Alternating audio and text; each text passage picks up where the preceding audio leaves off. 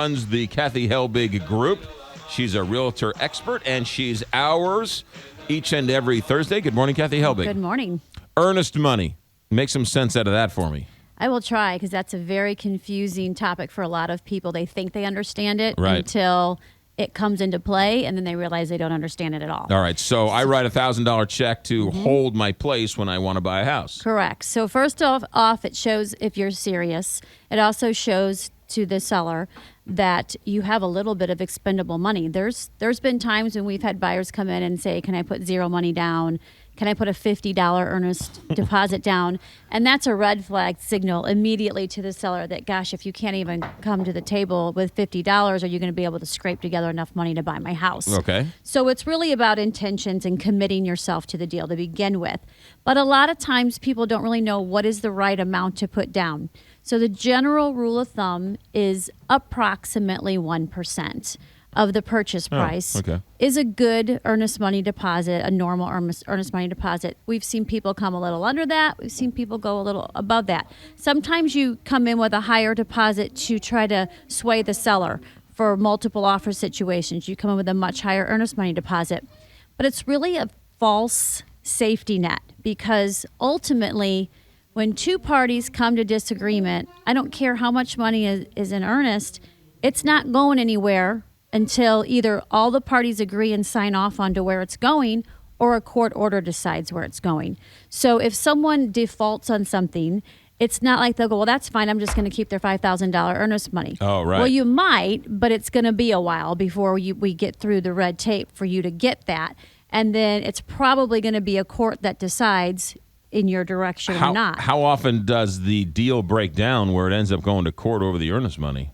You know, usually people bluff for a while and it ends up not going to court. So what happens is you have two parties that disagree. One wants their money back. The other one's going to play hardball for a while just to make you miserable. Right. So they're trying to hold you up from going on to buy another house, or they're trying to hold you from going to sell your house to someone else. So it typically ends up resolved without going to court, but it's not after a lot of sleepless nights and people upset because they can't get their money back because they didn't understand the process to begin with. So as a realtor, what are you counseling your people when you drop their earnest money? It depends on if I'm the buyer or the seller. So if I'm representing the buyer, I'm going to try to go in with a fair amount of earnest money. Coming in low actually works against you.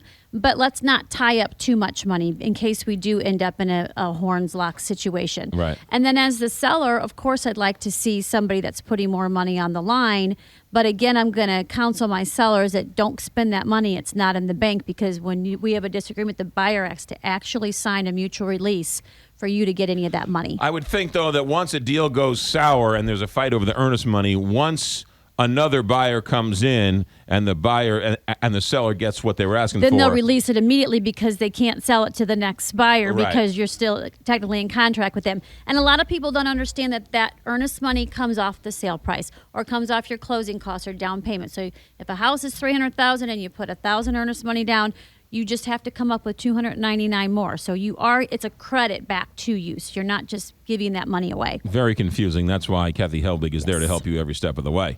How's the market going? It is crazy, crazy busy right now. So people are putting the houses on their market and they're selling immediately. So do not wait till spring. Spring is now. And you're still looking for good people? Absolutely. I've interviewed several. We've got a couple people starting. We've got experienced agents that we're looking for, and even like transaction type people that don't want to get out and sell but love the real estate industry and want to be a part of it. Call us. It's a great way to get into the real estate world. Absolutely. And your app, I was on your app the other day. That's a great app. Good home search app. It is a good home search app. Download it at your app store, KathyHelbigGroup.com.